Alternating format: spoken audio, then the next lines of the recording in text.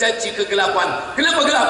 Kenapa mati lampu? Kenapa begini? Kenapa begini? Sumpah serapah. Tapi ada yang menyalakan lilin kecil, maka balik terang benderang. Dayah-dayah yang sudah didirikan oleh wali-wali Allah, Syekh Krongkali, Syekh Mudawali, Syekh Abdul Rauf As-Singkili, ulama-ulama besar Aceh yang tak dapat saya sebut satu persatu, maka hidupkan kembali tradisi ini. Ini yang kami bicarakan lama tadi tentang Al-Habib Novel Al-Idrus.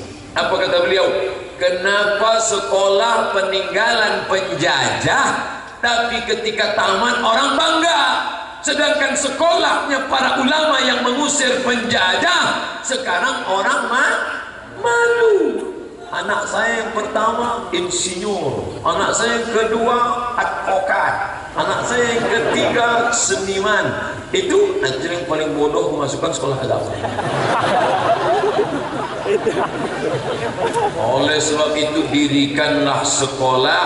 Alhamdulillah ada orang Aceh yang sekarang tinggal di Malaysia pakai jubah, pakai sorban, tapi menekuni bidang pesawat. Pesawat dia, kadang kita ni gaya metal, mesin jahit pun tak tahu.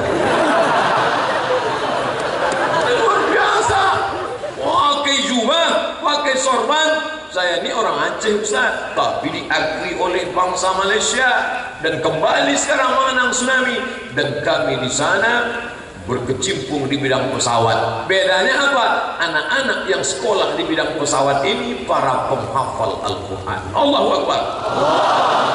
Bayangkan kalau sarjana-sarjana bidang teknik pesawat para penghafal Quran, pilot-pilotnya penghafal Quran, maka selamatlah yang naik pesawat itu menengok rok koyak sampai ke atas.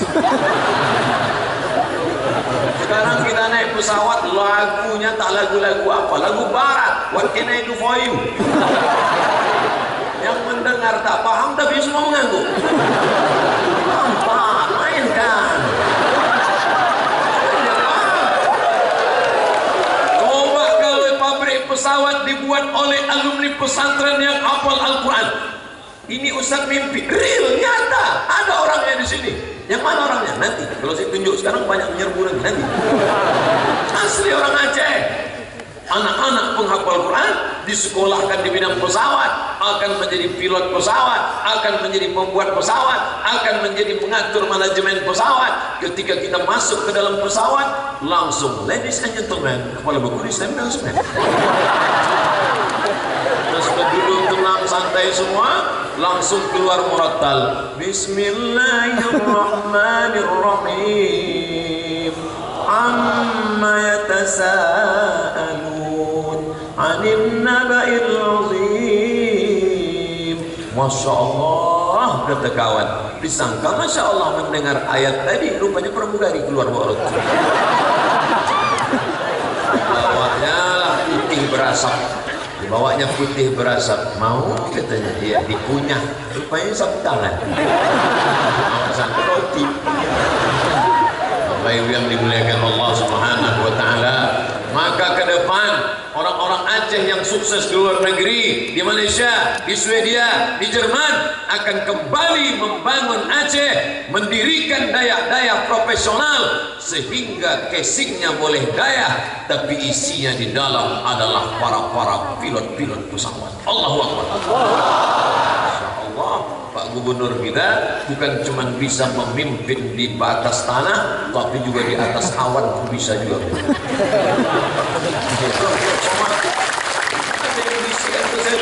Ustaz Somad, ada muhafiz Tayyar. Ini gubernur kita ini pilotnya Ustaz Somad. Saya bilang dari gayanya sudah saya yakin saya. Kemana saya dibawanya terbangnya? Bapak Ibu yang dimuliakan Allah, maka jangan lagi berpikir kalau sudah sekolah agama masa depan suram. Saya terus terang sakit hati dengan anak-anak Aceh.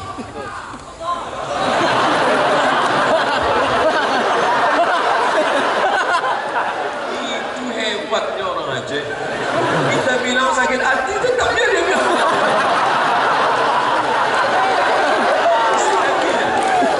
Ustaz sakit hati kenapa? Anak Aceh beasiswa dari Pemdanya besar minta ampun. Dulu kami kuliah di Mesir, KMA, kekeluargaan mahasiswa Aceh namanya, dapat beasiswa dari Pemprov Aceh. Setelah pulang diangkat jadi PNS. Jadi mana? PNS. Jadi mana? PNS. Dinas apa? Dinas Syariah. Apa? Ada dinas syariah? Ada. Tempat kami tak ada. Luar biasa. Oleh sebab itu maka kenapa Aceh dari dulu dikenal sepanjang masa punya kekuasaan? Karena kekuasaannya merangkul para ulama. Quran diterjemahkan pertama kali ke bahasa Melayu. Kalau tak ada ini orang, tak ada yang tahu terjemah Quran bahasa Melayu. Siapa penterjemahnya pertama kali? Nama kitabnya Tarjuman Al-Mustafid, abad 17-18, ditulis oleh orang bernama Syekh Abdul Rauf As-Singkiri. Menulis kitab itu. Sekarang kitab bocah ibu saya, mak saya sampai sekarang masih pegang Ferukunan Melayu. Pakai fa, Ferukunan Melayu. Masih ada di rumah. Bagaimana cara sholat, bersuci, puasa, Ferukunan Melayu. Setelah diteliti, ternyata Ferukunan Melayu diringkas dari kitab yang tebal. Kitab tebal itu bernama Kitab Sabilal Muhtadin yang ditulis oleh Syekh Muhammad Arsyad Al-Banjari, mufti kerajaan Banjar Kalimantan. Dan Syekh Muhammad Arsyad Al-Banjari mensyarah kitab Ferukunan Melayu, diambil dari Sabilal Muhtadin. Sabilal Muhtadin adalah kitab syarah dari kitab As-Siratal Mustaqim yang ditulis oleh Syekh Nuruddin Ar-Raniri, mufti kerajaan Aceh. Belajar fikihnya dari Aceh, belajar tafsir Qur'annya dari Aceh, dan belajar hadis Arba'in, 40 hadis pilihan juga ditulis oleh ulama Aceh. Saya mencari manuskripnya sampai sekarang belum jumpa. Luar biasa. Oleh sebab itu kalau Aceh dikenal bukan hanya tentang kerajaannya. Kalau kerajaan jangan cerita Samudra Pasai, kekuasaan Aceh. Ada seorang raja bernama Sultan Iskandar Muda. Lalu kemudian dia naik perahu menuju kerajaan Malaka. Dua kerajaan besar, kerajaan Samudra Pasai menuju kerajaan Malaka. Lalu kemudian di tengah perjalanan berhenti dia di sebuah tanjung, lalu menikah dengan seorang perempuan Siti Selendang Ungu. Hasil pernikahan itu lahirlah seorang anak laki-laki diberi nama Abdul Jalil. Abdul Jalil adalah sultan pertama kerajaan Melayu Asahan yang sekarang menjadi Kabupaten Asahan, Sumatera Utara.